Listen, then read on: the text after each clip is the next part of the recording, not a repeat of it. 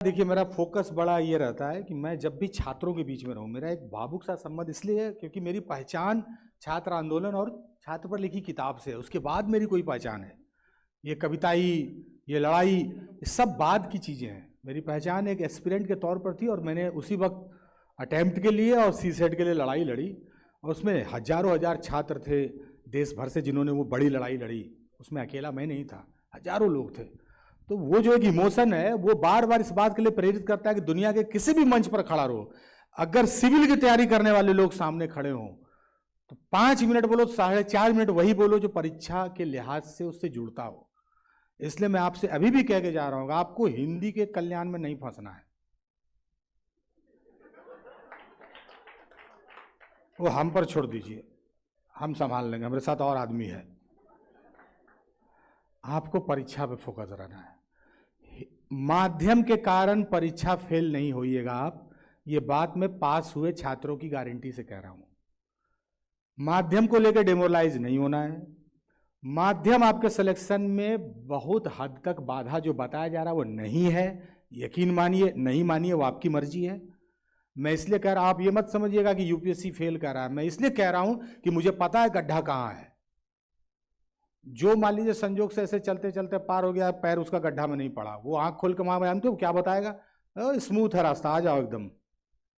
जिसका पैर टूटा है वो बता रहा है 2 कदम के बाद वो बड़का गड्ढा है। इसलिए मैं बता रहा हूं, माध्यम आपके लिए समस्या नहीं है। इस हिंदी दिवस का यही सबसे सार्थक बात है कि आपको यह भरोसा कोई दिला सके कि माध्यम आपके सिलेक्शन का बाधा नहीं है। मैं अभी आंख मूंद के आपसे अगर पूछूं कि आप पिछले 10 साल का मेंस का कोई 5 क्वेश्चन बोलिए, जो मेंस नहीं दिए वैसे लड़के हाथ उठा के 5 प्रश्न बोलिए, किसी भी सब्जेक्ट का 5 प्रश्न, आपका लिटमस टेस्ट अभी हो जाएगा। 5 प्रश्न मेंस का, मोबाइल पर गूगल खोल के भी बोलिए तब भी लगेगा 10 मिनट। अब आप समझिए कि आप कितने तैयार हैं, हम कितने तैयार हैं। माध्यम दोषी है? नहीं दोषी है। आप समझ रहे हैं ना? मैं इसलिए ये बात कह रहा हूं कि आपको नहीं पता है। जब मैं गीत लिखता हूं तो हमको पता होता है कि मेरा बाप ही पैसा भेज रहा है।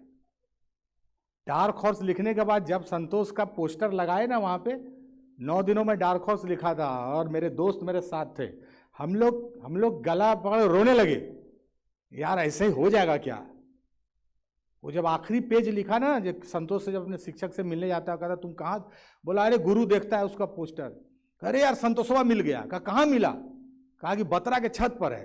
कहा उतारो उसको, हम लोग आ रहे हैं। बोला यार अब वो इतना ऊंचा पर है उसको उतारा नहीं जा सकता। पोस्टर लगा हुआ था उसका। ये लिखने के बाद रो दिए और तब और रोए जब यूपीएससी का एग्जाम देने जा रहे थे। ठीक है ना?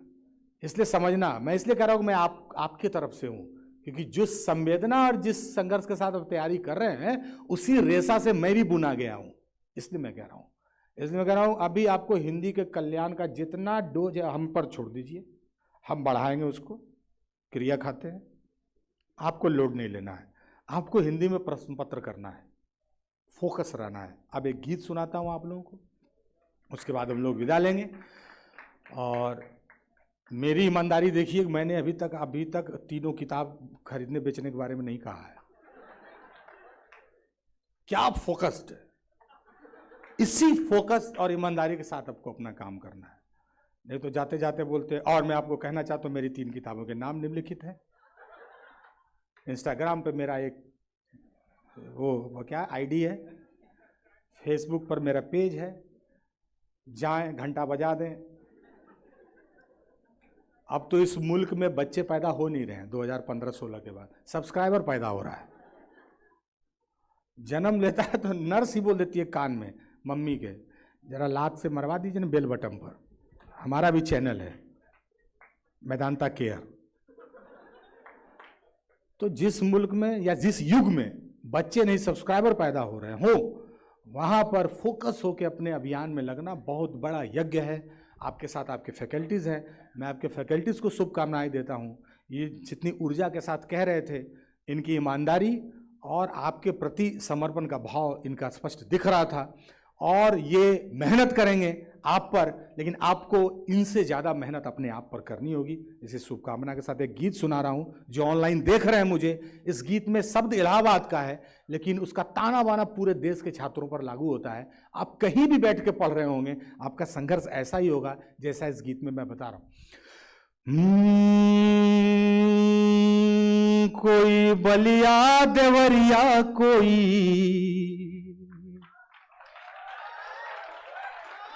रे आजमगढ़ से आया है, हजारों गांव इलाहाबाद रे पैदल चल करवाया है।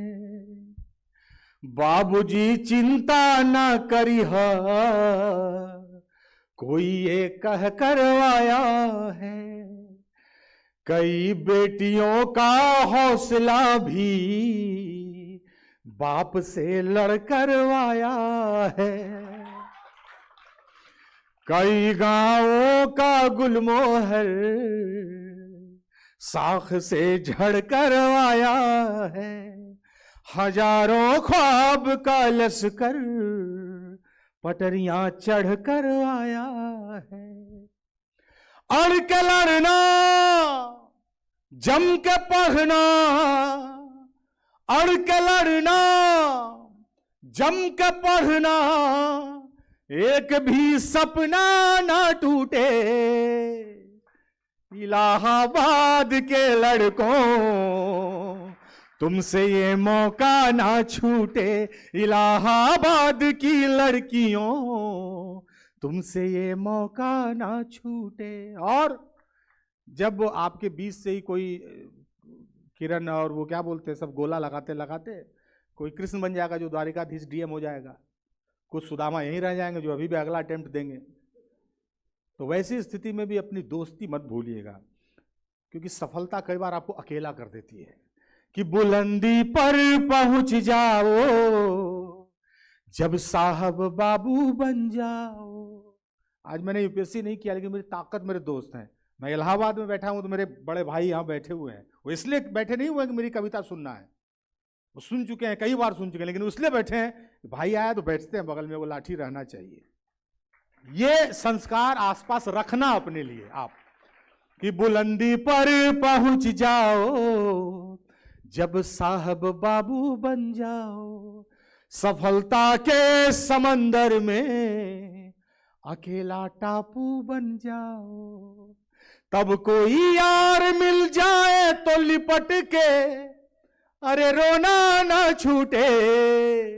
चाहे जन्नत भी मिल जाए दाल भात चोखा ना छूटे। चाहे जन्नत भी मिल जाए दाल भात चोखा ना छूटे। तुम्हारे भीतर के गंगा से कभी भी अरे यमुना ना रूठे। इलाहाबाद के लड़कों तुमसे ये मौका ना छूटे। इलाहाबाद की लड़कियों तुमसे ये मौका ना छूटे। आप सबों को बहुत बहुत शुभकामनाएं। आप सब जाएं यूपीएससी में, राज्य की परीक्षाओं में, और अपने अपनी सफलता के झंडे वहाँ फहराएं। किसी मोड़ पर कभी मैं भी मिलूंगा तो आप मुझसे कह पाएंगे कि उस हॉल में मैं बैठा हुआ था सबसे पिछली कतार में, और आज मैं इस जिले में पदस्थापित हूँ। उस वक्त इस कार्यक्रम की असली सार्थकता वहाँ पर प्रकट होगी। बहुत बहुत आभार, बहुत बहुत धन्यवाद। Thank you sir, thank you very much. और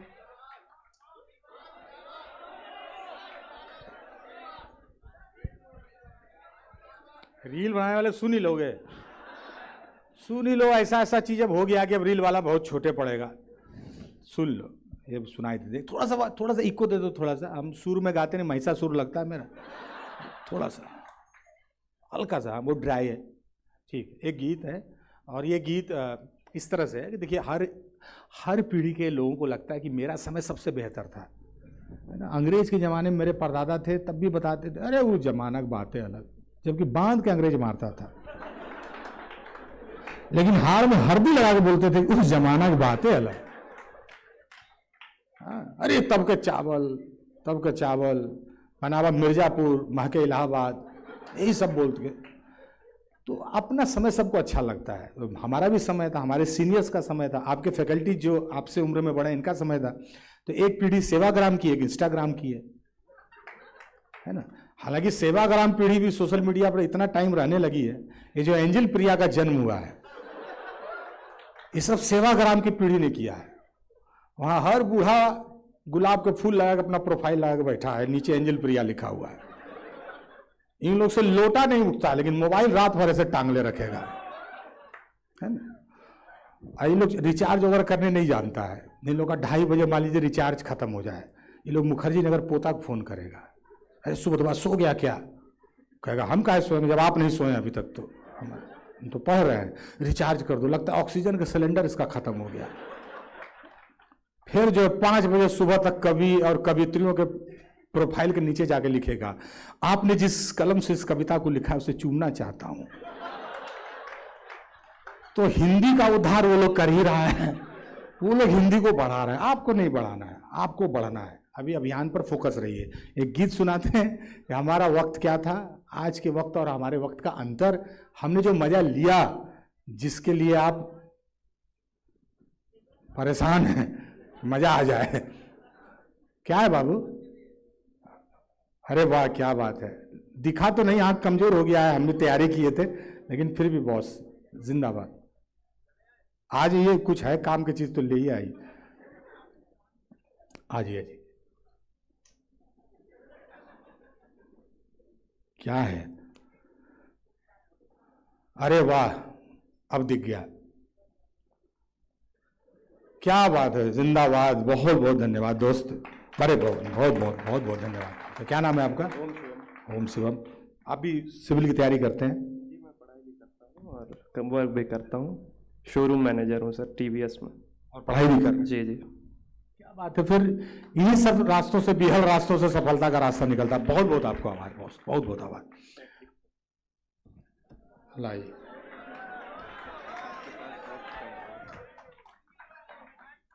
ये सेल्फी नहीं, इस अल्फाज था।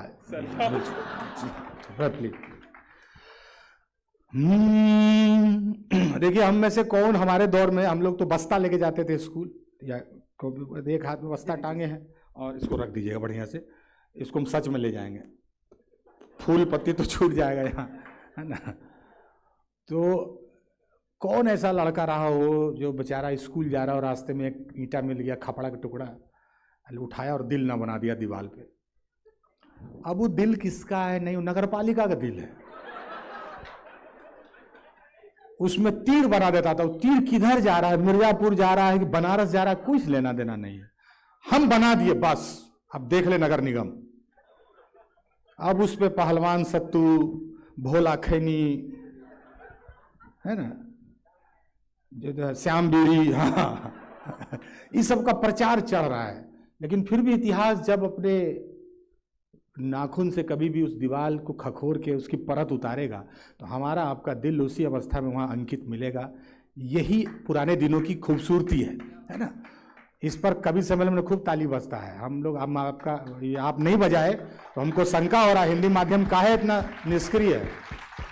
अब ज़्यादा जरूरत से ज़्यादा नहीं बजाना है, शांत आराम से। तो एक गीत में सुनाता हूँ उस दौर से इंस्टाग्राम के दौर तक। आदम कि स्कूल की दीवारों पर जा दिल बनाने वाले लड़के, वो दौर था। अरे चलती तीर को हंस के अपने दिल पर खाने वाले लड़के, और उड़ती तीर भी, जिसको आप लोग स्वैग बोलते हैं ना, उसको हम लोग ढिठाई बोलते थे। वो हमारा ढिठत्व था, जिसको स्वैग बोलते हैं आज के दिन में। ये उड़ती तीर भी खुद पर लेके लड़ भिड़ जाने वाले लड़के, पर दिल टूटे तो हो, पर दिल टूटे तो बिस्तर पर ही, अरे झील बनाने वाले लड़के। दिल टूटे तो बिस्तर पर ही झील बनाने वाले लड़के। उस दौर का जादू क्या जाने ये रील बनाने वाले लड़के, उस दौर का जादू क्या जाने ये रील बनाने वाले लड़के। और क्या था वो दौर कि ताजी किताब पर बासी अखबार की जिल्द चढ़ाने वाले लड़के, और खा के समोसा सीनियर के सिर बिल टिकाने वाले लड़के, और मेहनत के पथ पर भी साइकिल चलाने वाले लड़के, और संघर्षों की ताप में तप तकदीर बनाने वाले लड़के। उस दौर का जादू क्या जाने रील बनाने वाले लड़के, उस दौर का जादू अरे क्या जाने ये रील बनाने वाले लड़के। बहुत बहुत धन्यवाद, बहुत बहुत शुभकामनाएं आप सबों को।